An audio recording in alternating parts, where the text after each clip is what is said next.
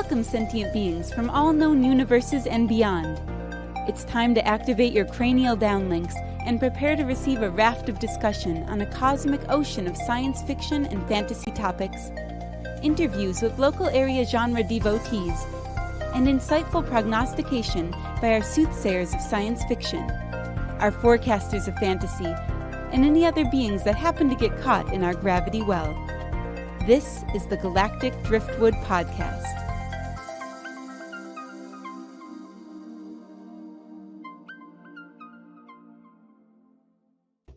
Hello, and welcome to this episode of the Galactic Driftwood Podcast. I'm Bill.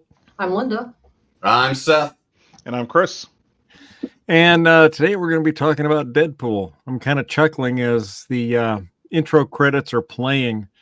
I'm kind of sitting there doing this, imagining superhero flying. And then I start thinking to myself, does turning my hands like that really redirect me if I was flying through the air with superpowers?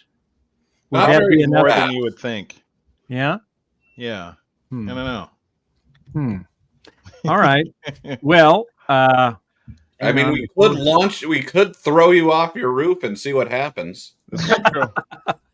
I don't know that I'd pick up enough speed for that to be effective in that amount of drop. Look, science is a steady repetition on failure until success, Bill. So you just have to be willing to be there for the start of the process. Come on, work with us. Fair enough. All right, I'm throwing up the spoiler warning sign because we're going to be talking about Deadpool and Wolverine. And it's almost impossible to talk about it without some spoilers. It takes 100%. 100% impossible to talk about without spoilers. Right. Yeah, and if you haven't seen the movie, go see it now. Yep, just hit pause. Right back. We'll wait right here for you. And then we can start the show. Okay. Welcome back. We should have had a little Deadpool 3 boop, boop, boop, boop, boop, boop. We can add it. We can probably add it post recording. Yeah. I think that's a good idea. All right. Well, I think Chris has volunteered to do the kind of overview, and then we can kind of get into what we thought about it. Yeah. So this film jumps into Marvel's multiverse theme that they have going on now. And ultimately, this covers Deadpool or Wade. And this is a few years after the events of the last film, and he is now kind of retired his red suit and now works as a retired salesman, car salesman, and alongside his buddy and friend Peter Wisdom. So in this, he's broken up with Vanessa. They're no longer together. And, he's kind of living in this apartment, and he gets kidnapped. And if you've watched... He also has a toupee. Yes, he also has a toupee that he wears. We'll get into all the funny quirks stapled to his head as we get through it. But he's trying to live his best life, and it's kind of depressing. And, the Avengers... He's not trying to live his best life. Let's be clear. It's relative. It's all perspective, right? So ultimately, Deadpool gets kidnapped by the Timeline Variance Association Authority. Yes, thank you. So the TVA. If you've watched Loki, you've gotten kind of a deeper look into what that all involves and what's going on there. And they thought that they'd recruit Deadpool to kind of help them manage and save some of the other universes while destroying his own. And they thought it was going to go over well. Right. And ultimately what that kicked off in this film was in order to save his quote unquote universe, he would have to have a new Wolverine. And thus started the quest and many cameos and shenanigans and everything for this film as Deadpool starts traveling to different universes to find his Wolverine, to find the right fit. Which one's going to work for me? And here in this screenshot, which is perfect, is the Wolverine that we do come to find after many different versions of him, including a comics accurate one, which I loved. Yes, there was there were several. Like, we're spoiling things, so let's talk about some of the. Yeah. So as I was saying, to wrap up the summary, what this movie is about is he's got to get a new Wolverine, and he thinks he's going to be able to take him back to the TVA, and that's going to right everything. And then we come to find out that there's the guy running the TVA is a little bit on a rogue mission, a little bit of a power trip.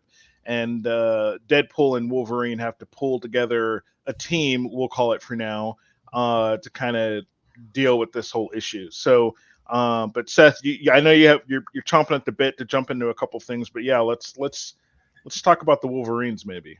Well, yeah, because they fully engage in the multiverse. What about or what if isms with those? I loved some of the different ones, including the Cavalrine, which was Henry Cavill's cameo as Wolverine. It was like, maybe. I like the dwarf Wolverine. That was the comics accurate Wolverine. Yes. Really? Yeah, because the comic one is Wolverine's actually very, very short. Yeah, Wolverine's like 4 something. Yeah. Oh shit! I didn't know that. That's awesome. So that was actually pretty hilarious and unexpected. And to be clear, this movie takes a lot of. If you haven't been spoiled already by what's out there online, this film at every turn has something surprising. So the Henry Cavill one was pretty great. And what's funny is I was thinking that before I even knew it was going to be him. I managed to avoid the spoilers, and so you got this big hulking dude with the biggest, broadest shoulders that I haven't seen since Henry Cavill. And then, sure enough, when they turn him around, it's Henry Cavill as Wolverine. And Deadpool, Ryan Reynolds in this film does an impeccable job of continuing his shenanigans where he breaks that fourth wall and talks to you at the audience. And, his dialogue in here is pretty hilarious in terms of like, hey, we're going to treat you a lot better than those dirtbags down the street, right? We're not going to treat you like they did it in 20th Century Superman. Yeah. And so that whole thing has been pretty epic, and he carries that throughout the film, and it never gets old. Ryan Reynolds is mastered as Deadpool, breaking this fourth wall, and then talk about all the things that we're thinking, regardless of the studio or the actor or whatever. And it's very candid, it's very blunt, and it's makes the movie hilarious. So, but yeah, we get a lot of different X-Men as Deadpool's jumping through these universes. And unfortunately, they do somehow manage to respect the original death, which is brought up in the very beginning of the film of Wolverine, from when he dies at the end original of death. Okay, well, I'm getting there. Managed to somehow, quote unquote, respect by digging up his body and using his corpse, essentially his bones, to murder a bunch of TVA militants, which agents. Was pretty epic. Yeah. Like, in all fairness, though, he did say that he did pose the question about how are we going to bring him back with the due respect to pay respect to his death and all of that kind of stuff. And he goes, short answer, we're not. Yep. Yeah. At one point, he strapped Wolverine's claws onto himself. Yeah. They go shing. And he's like, I'm so wet right now. Yep.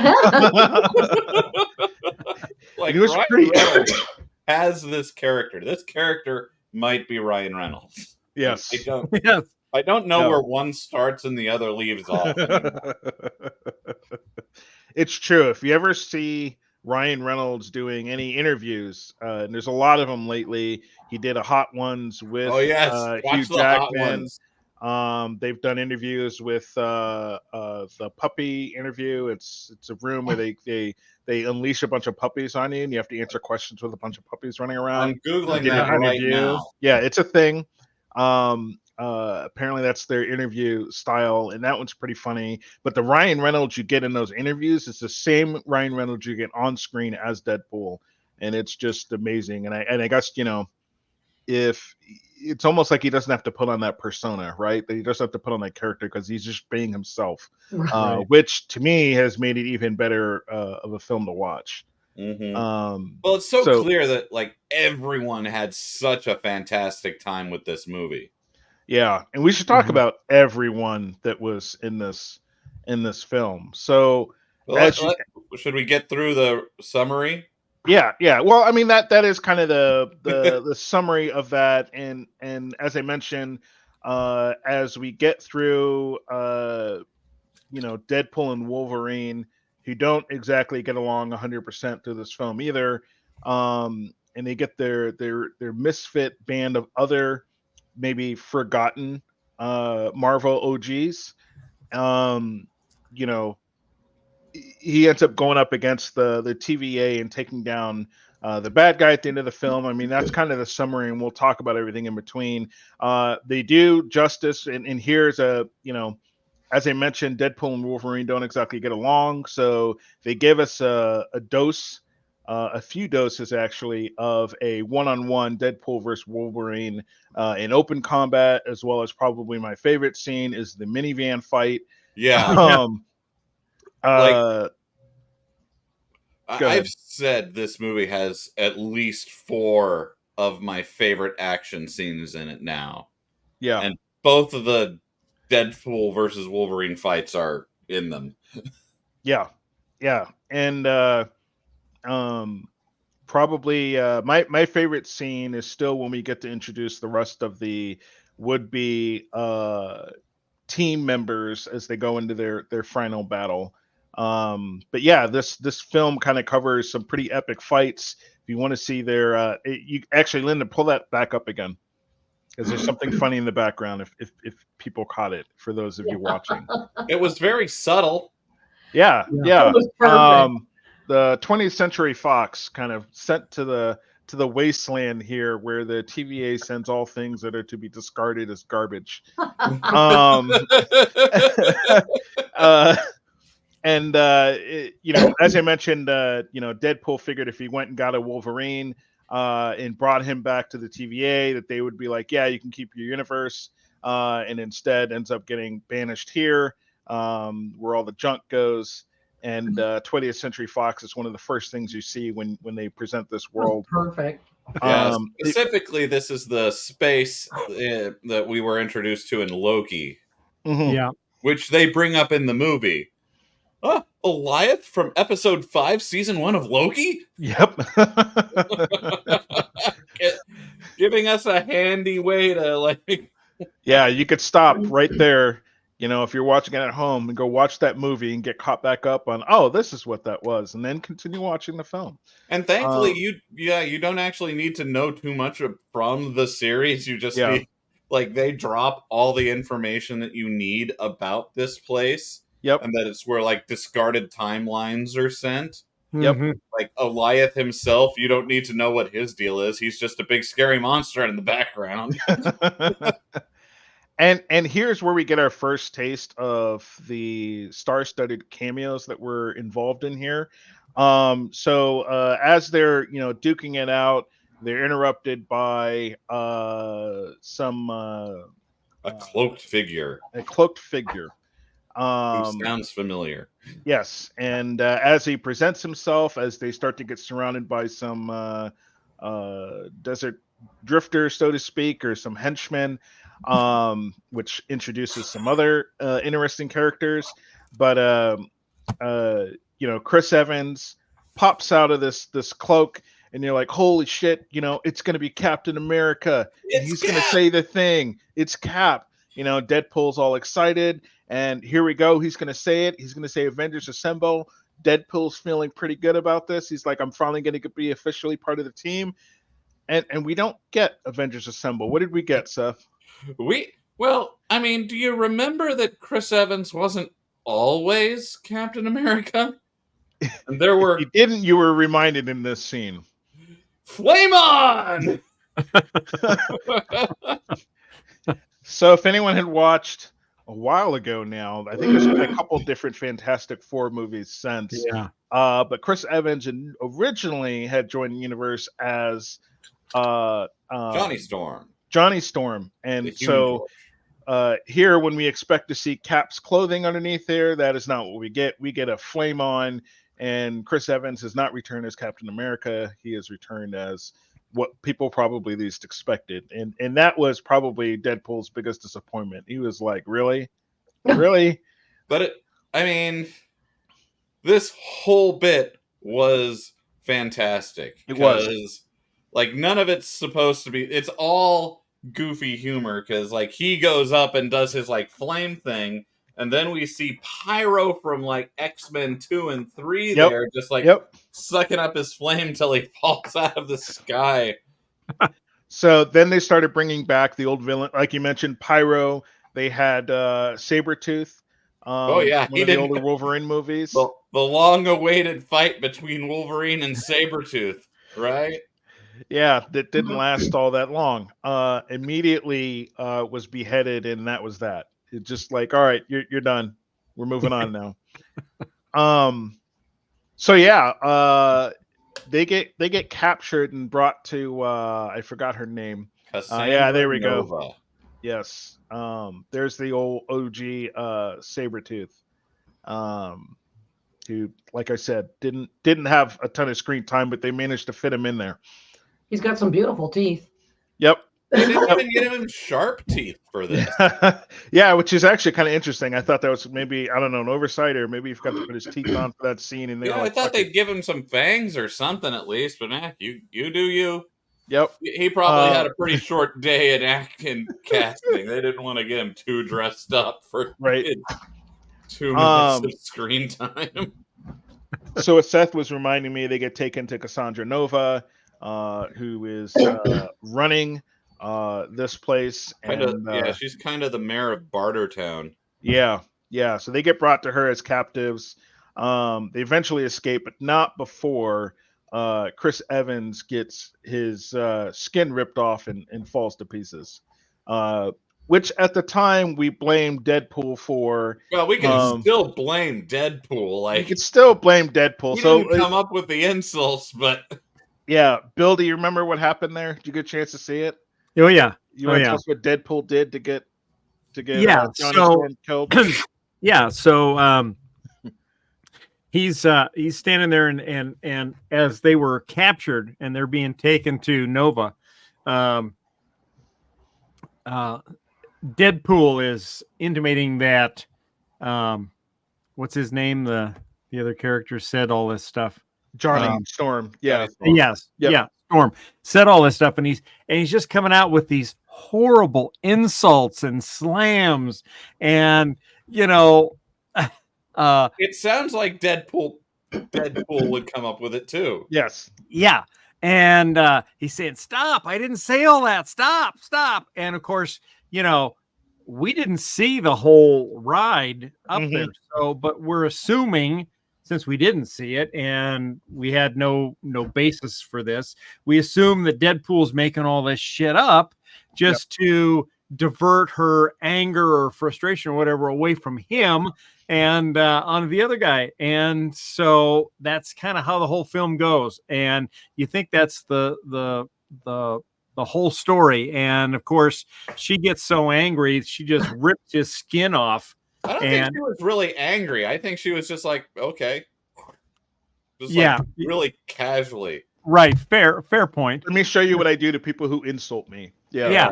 So he just pulls his skin off and maybe his muscles too, because he just like collapses in a pile of goo and bones.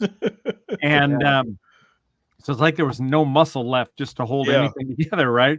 And so this goes through the whole film with people blaming him for this, for this guy's death. Right. And so if you stay through the credits at the very end, what's that, Seth? Why wouldn't you stay through the credits? Well, Stay through the credits. Right. Yeah. If you stay through the credits at the very end, you actually get to see that ride where they're prisoners, the part that we didn't see, all the way to Nova. And you see the Johnny saying all of this shit. And you know, and Ryan Reynolds Deadpool is just kind of looking up, making sure there's a camera recording all of his stuff so that he can play it back at the TVA authority later as proof that to exonerate him, right? So it was quite hilarious. It was a pretty extreme quote. Like I can't reread it for what it was. But when you get to the movie, you're absolutely going to think there's no way that Johnny Storm said all that. And then Yeah. and then when you get to the end credit scene and Deadpool has the TVA remote to control and go back and look at scenes or times, he goes back and plays it for you, and you see that he absolutely said every bit of that. Chris, and it's like Chris Evans, the Captain America guy, Yeah. is like he really likes to step outside of that squeaky clean role, I think. Yep.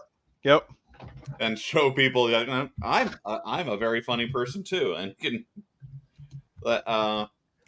So Cassandra Nova, she's a bit of a comics deep cut, and I did not see her coming to the MCU anytime, because she is Charles Xavier's twin sister, who like they got in a literal fight in the womb. She tried to strangle him with his own umbilical cord, and he ended up like killing her and absorbing her in the womb in some timelines.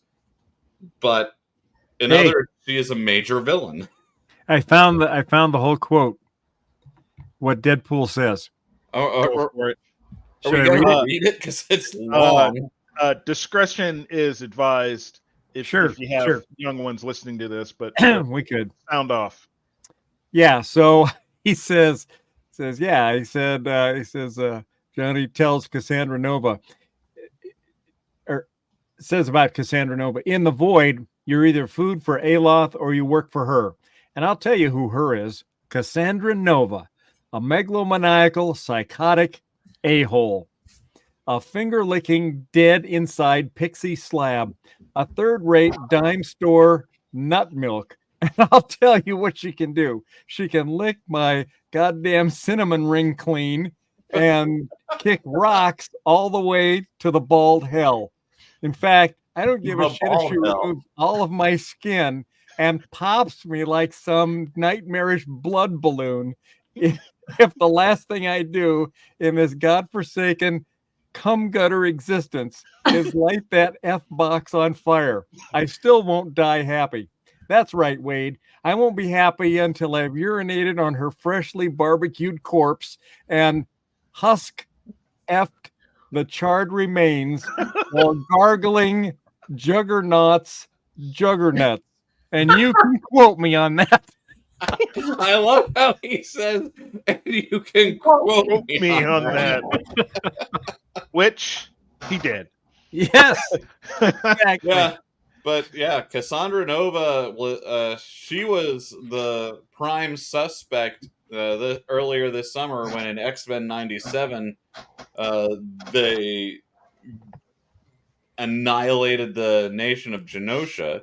In the comics, she was the original. She was the one who did that. So, like, there was a lot that we were talking about a Cassandra Nova summer, but it didn't turn out to be her in X-Men 97 this time around. Yeah. But just like interesting that they would bring her in, and the actress Emma Corrin, who she was real good. Can you believe she played what, Lady Di in one of the series about Lady Di, Princess Diana. Mm-hmm. Oh, yeah, she was creepy and evil in pretty good balance for that role. Yeah, she was. She did a good job. So once that little tiff is dealt with and Johnny Storm is obliterated, Wolverine and Deadpool make an escape out of opportunity, and I'm trying to remember the order of stuff here, but it's this when we get to meet one of the alternate Deadpools. The long-haired one, right? Yes, we meet Nice Pool. Nice Pool. Oh my god! Which is basically Ryan Reynolds in his best Fabio impersonation. Most beautiful long hair they could get him with, just like always, with that perfect smile. Oh, and we meet two Deadpool incarnations That's right. because we also meet Dogpool. Yes, the ugliest looking but cute and adorable somehow That dog. tongue, that dog has a tongue. Ah. I had to wonder as I'm watching that. I found myself uncontrollably fixated on that dog's tongue, trying to figure out if it was real or if it was CGI. Oh, it's real. It's a dog. Not necessarily. It was I don't know. uncharacteristically hanging out of his mouth the whole time. Well, I mean, How it could familiar be a are you genetic guys? How mutant. familiar are you guys with Chihuahuas? That's not Yeah. a Chihuahua. I'm not sure what that is. Ugly version of the Chihuahua. I don't know. Yeah, Did no one else notice Nice Pool's Peggy. interesting suit choices with the crotch area? Oh God. Did nobody No, I catch think I that? missed that. If you watch the film again, Yeah. Gina Pay and I attention to noticed the it. crotch. Yeah, but there's definitely the crotch fits a bit different on Nice Pool. That's for sure. Oh yeah. Yeah, and that part was pretty funny. All right. So yeah, there's a lot of interesting tidbits everywhere every time they introduce a new Deadpool, which we get to see a lot more later on. So anyways, they meet Nice Pool. Nice Pool is nice enough to give them a vehicle, a Honda minivan, to transport them, and gives them directions on where they can find the quote unquote resistance of other we'll call them heroes that we get to see later on. So, and that's when we get to our second or third Deadpool Wolverine fight. In which case they have a big disagreement over Wolverine feeling like he has in fact been lied to. When Deadpool brought Wolverine, he said, "Hey, look, if you help us with the TVA's issue, they can fix your world." And in Wolverine's world, really bad things happening. He felt like he let everyone down, and so the promise that Deadpool gave him to get him to go with him was that he could fix his universe. And yeah, Specifically, we found out that he is the quote unquote worst Wolverine. Yes. Yeah, which was perfect for Deadpool. And we heard from Cassandra Nova that I think at this point we find out that all the other X-Men are dead and that he let it happen. Yeah. And that's why he's hating himself. So they kind of drip feed us this. But I kind of have a theory of who this Wolverine is in the multiverse. Yeah, there's that dog. Yeah, that's that Peggy. tongue doesn't look real. No, I don't think The it is. tongue is real. Like she's just famously ugly. I have seen a couple dogs like that online that have that tongue thing. So. She's like she apparently a sensation in Britain, I guess. I don't know. Oh, yeah.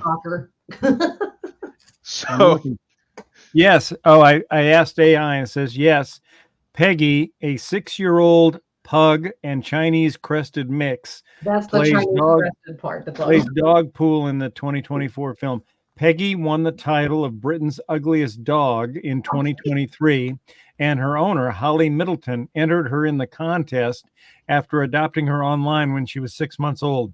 Peggy's distinctive looks include an almost hairless appearance, tufts of hair on her face and ears, and her always out tongue. Yep. Dog is wild. So yeah, that dog makes several appearances throughout the film, and we'll get back to the future ones as well. So we make our way through the van. We have our next big fight due to the next big disagreement between the two guys. And then, an epic fight ensues using seat belts and reclining chairs. And we completely destroy this minivan. It's great.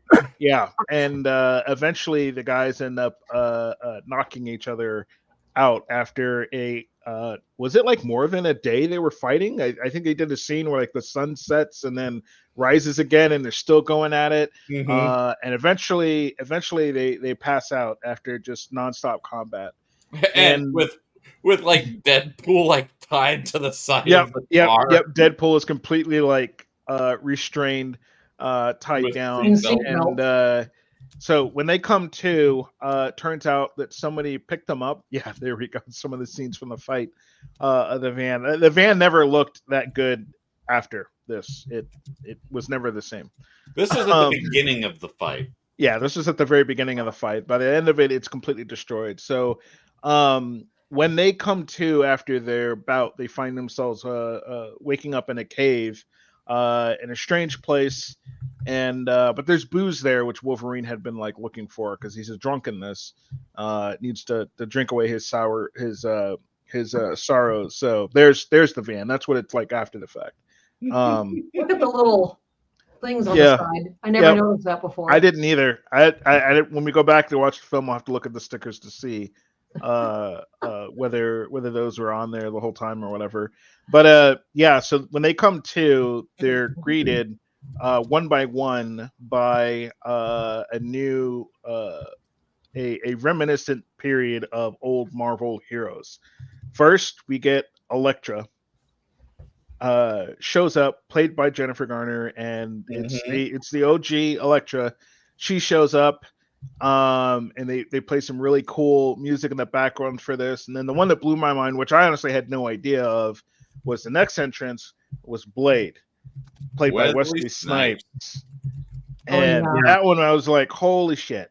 Like, I can't believe they pulled this off. So Wesley Snipes comes in and is all badass uniform and looks, and he's got the sunglasses and everything, and it's just awesome. And then following him was the most unintelligible, or you could not understand him, Channing Tatum as Gambit.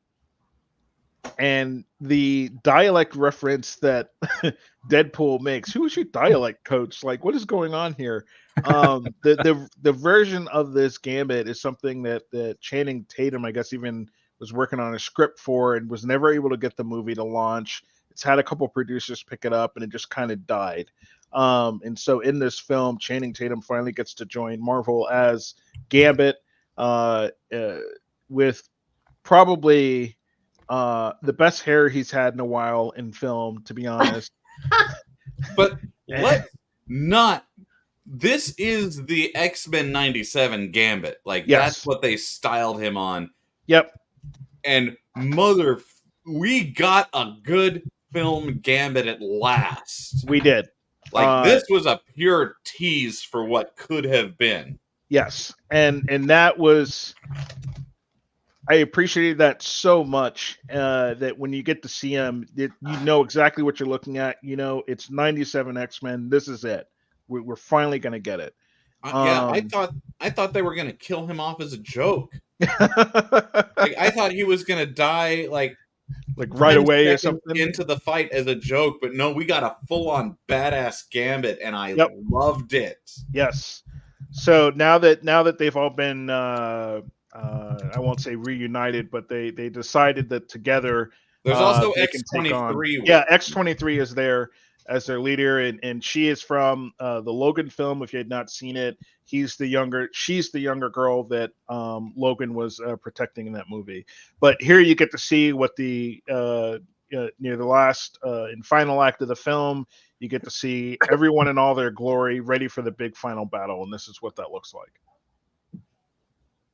And it wasn't the big final; it was their big final battle. Yeah, it was their big final battle. Yeah, that's true, because then we had the actual other stuff later. But this was the first big final battle with everyone involved, which was pretty awesome. It was a good fight too. They did really good on everyone's special powers. Yeah, the effects were really good. The combat was awesome. Wesley Snipes and Elektra both got some killer moments. Yep. They didn't end it by killing them all. Yeah. So it was everyone, and that's kind of the thing, right? Is in most of the Marvel movies up to this point, everyone's kind of had their if they were leaving, they've had their send off in one way or another, some type of tribute or respect full scene in a film, and these characters historically never really got theirs, right? They just had their movies and that was it. And then they were kind of written off and forgotten about. And this film gives them an opportunity to come back as members of part of that multiverse and get a true remembrance, bringing them back, kind of thing, an awesome throwback. So it was pretty awesome. I loved it. I'm kind of surprised they didn't call out Ryan Reynolds' role in the last of the Blade movies. Yeah, that's you know what? I wonder if they didn't. Yeah. I didn't pick it up. God, you know, I'm trying to think of that. Like, what if there's any quips between Blade and Deadpool that would have alluded to that? But I can't think of one. There was a really good one where Blade says, "The first and never to be replaced," and Deadpool just looks at the screen for Right. a long beat. Yeah, And there's a new Blade movie coming out. Blade, yeah. So, anyways, they end up taking on Cassandra Nova and winning in that battle, and not destroying her, though, to be clear. But they ended up warping back to I think they went straight back to the TVA Authority. No, they went straight to Deadpool's homeworld. Deadpool's homeworld. That's right. Yeah, they're trying to stop the Time Ripper that right. the agent has placed there that will destroy the whole reality in 2 minutes as opposed to thousands of years naturally. Letting it die out naturally, right. So that's where kind of the last leg of the film gets into, is they go back and they have to basically try and destroy or take down the Time Ripper machine. And then so Bill, do you remember what happens when they're on the street and they're ready to take on Yeah. guy? Yeah. So about this time, the bus comes through the portal, and the bus is filled with hundreds of Deadpool characters from alternate multiverses, and they end up having, what's that, Seth? Cassandra has come through because she's going to take over the Time Ripper and destroy all the realities so she can be queen of everything. Right, right. And of course, the portal stays open long enough for a bus of Deadpools to come through. And we already know from earlier in the film that all these other Deadpools are complete assholes that want to do nothing but destroy, or will do nothing but destroy the Deadpool that we know, the prime Deadpool, so to speak. And so they proceed to have a battle royal. And, you know, it's for amazing. me, yeah, but for me, this was the one part of the film that I didn't like. What? Why? I just thought it was over the top and unnecessary. Yes! And it just it just extended the film just for a blood and gore show as they mowed each other to bits. And with pure joy, what do you have against happiness, Bill? I don't know. I just didn't care for it. I just thought, you know, they could have skipped that and just gone right to the scene where they're battling to shut down the Time Ripper. Yeah, yes and no. Because the theme of this film is exactly what happened, which is what's the next most atrocious, obnoxious thing to happen next, and how do you introduce more Deadpools, because they've already opened that door, right? You had Nice Pool, you had Dog Pool, so how do you have more? And what Linda brought up earlier was actually Ryan Reynolds' wife, Blake Lively, was playing Lady Deadpool. and so you have this army of Deadpools, whether you liked it or not. I mean, I get it, Bill. Like this just went off the wall. It was, well, like, it fits so well there too, because like it's the third beat of the joke, and that's where you hit your punchline usually. And the third beat of the joke was all these Deadpools coming through, and just the sheer opportunity they had for casting. Like, there were so many cameos in that scene, you have no idea. Nathan Fillion was the flying Deadpool head. It's basically like, if you want to be on set and put on a suit, hop right in. Yeah, they had so many people there doing so much crazy stuff. I guess part of what confused me on that is why all of those Deadpools have banded together and they're not killing each other, but they're going after the prime Deadpool. Because it's fun. It's for the joke, man. Because you would assume they'd be like Nice Pool and they're all allied together. They're all a similar take. And, and I guess for the sake of doing it, that's just how that panned out. An army of Deadpools show up and it's Wolverine and Deadpool versus all of them. But Bill, how else are we going to get a Like a Prayer intro from Madonna for Wolverine and Deadpool to walk out to take on all these bad guys? Not fair. It's like they had to have one more fight scene because they couldn't go from the scene with Cassandra Nova that got kind of all slow, serious, and like meaningful into the final scene that gets all slow, serious, and meaningful. You have to have a beat or some sort of action sequence in your action movie to separate those things. Mm-hmm.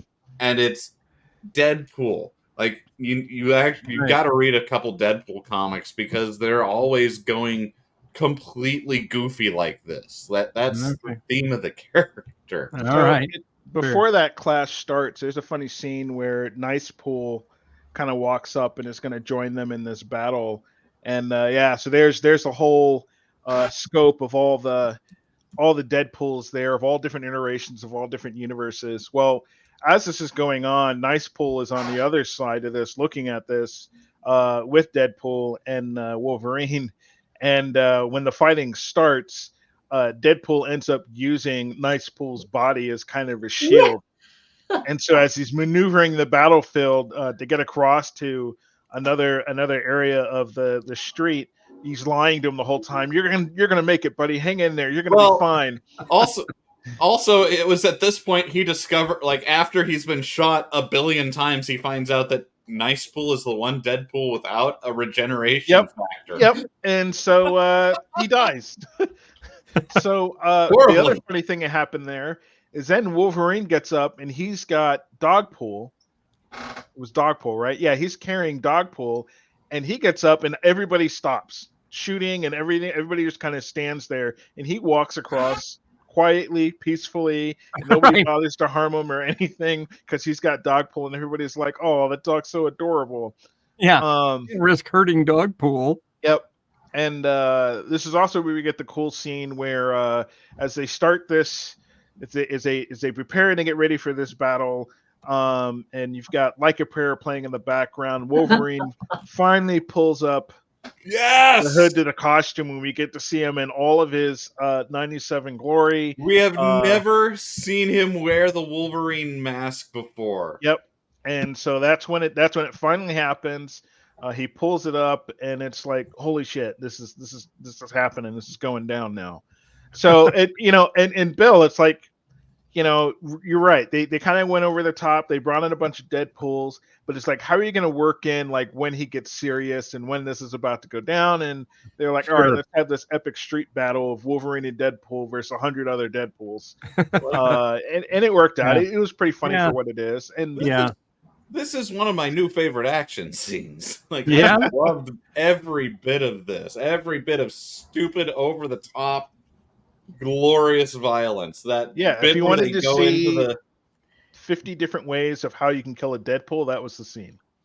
Well, and not that they got killed, because obviously they all happened to be regenerative. They just all came back up.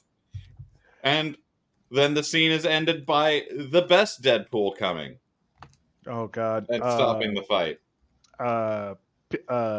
Peter Pool. Peter Pool shows up in all of his glory, and then it just stops. Then they all are like, "Oh, it's Peter.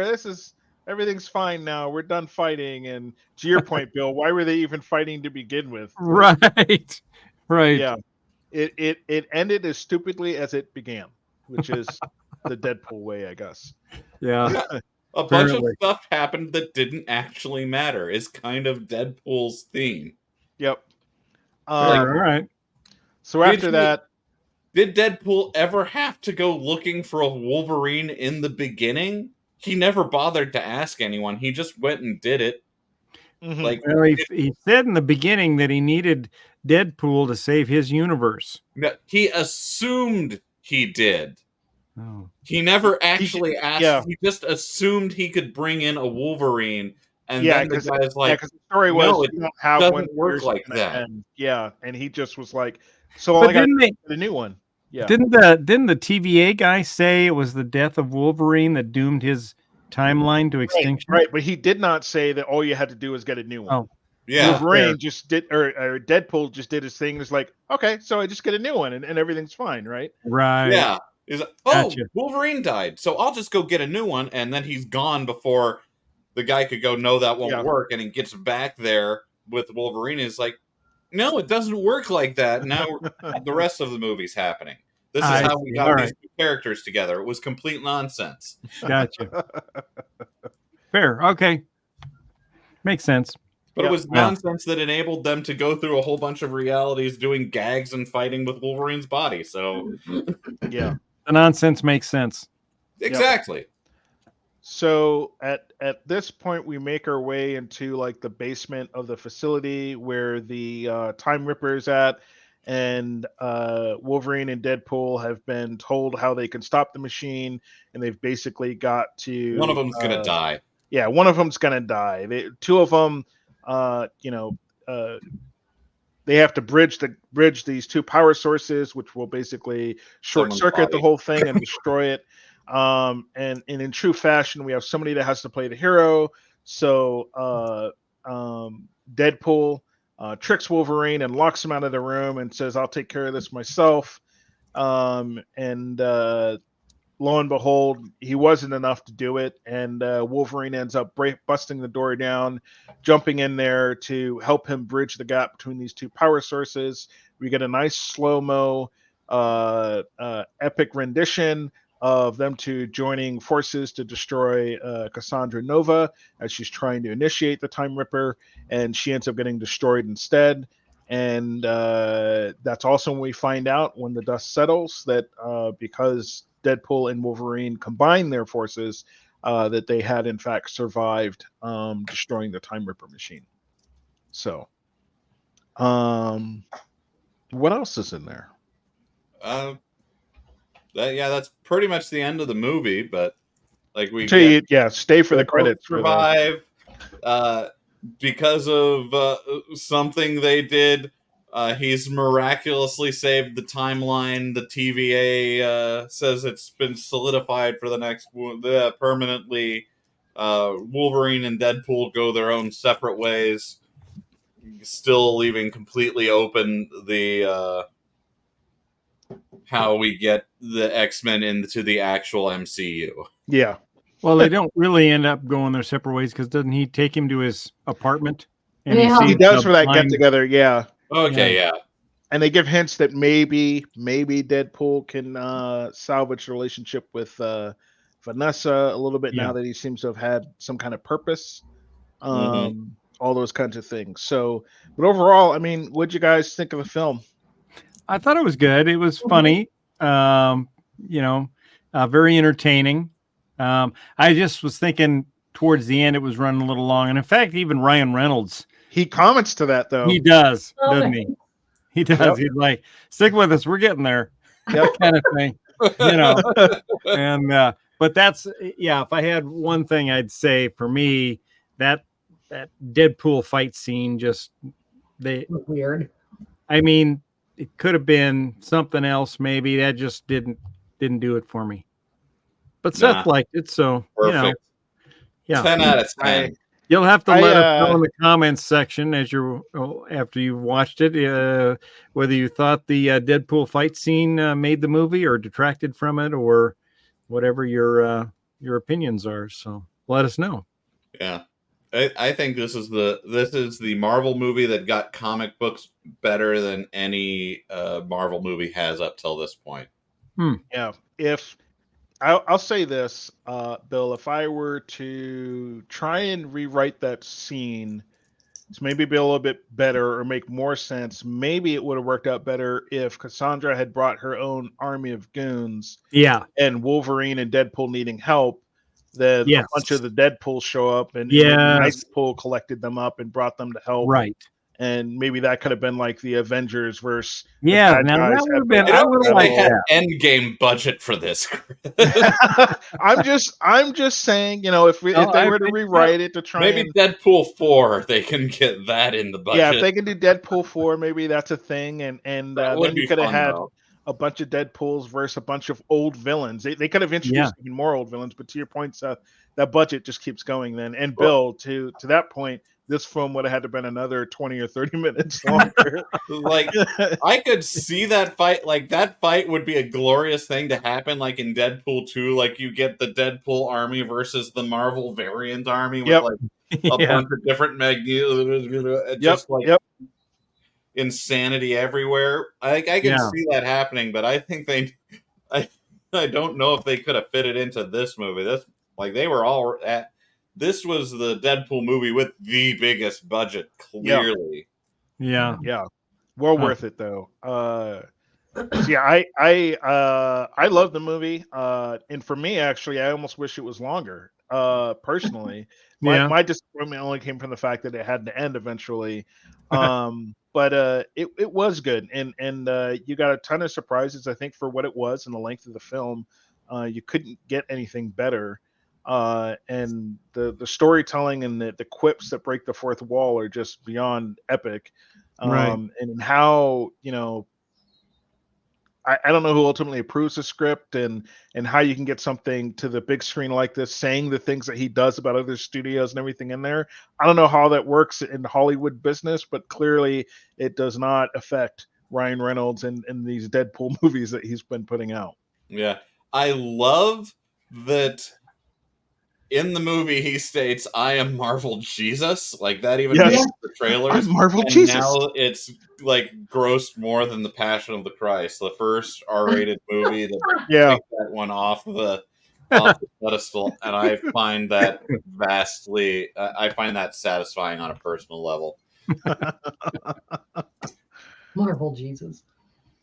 Yeah, that whole thing was just insane. Like, it's just so full of humor. It's so well written. Like, every little bit has something that you can laugh at. That, like, when he first comes into the TVA, that guy he notices who's looking at his butt. Yeah. Well, I think it was easy for Disney and this movie to insult 20th Century Fox, since they really own them now, right? They bought them, so yeah. But also they spend a lot of time insulting Disney, and yeah, true, they did. Like, that scene with Feige at the beginning was kind of taking the piss out of Feige a little bit, but it seemed like he was at least in on the joke. Right. Yeah. Yep. All right. Sounds good. Well, any last minute thoughts or comments before we wrap it up? I don't think so. Many more times. Yeah, this one's worth maybe a few rewatches, but I was definitely pretty happy. We can have a rewatch party on the veranda. We need to watch the trilogy. Like, now that it's a trilogy, we need to watch the trilogy. Yep. Would we do that all in one night? Probably 2 nights. Probably 2 nights. Like, we're not real good at doing something when we say this is only going to take 1 night or 3. Fair. He's got a point. We do have a poor track record in that regard. How long has our game of D&D that was only supposed to be a weekend been running, Bill? Well, it's coming up almost on a year now. Yeah, it's coming up in a year. October will be a year. Maybe we should just plan on ending it on Halloween. May come to that. Anyway, all right, man. Well, let us know in the comments what you think. If you like the show, anywhere you could see improvements, or if you think it's just perfect the way it is. The only thing I'd improve is having Hugh Jackman take his shirt off earlier. Hmm, Fair. that really didn't do anything for me. That's good. All right. Well, sounds good. Well, thank you all for tuning in. We will catch you next time on the Galactic Driftwood podcast. Till then, have a great week, and we will see you next time. Bye-bye. Later.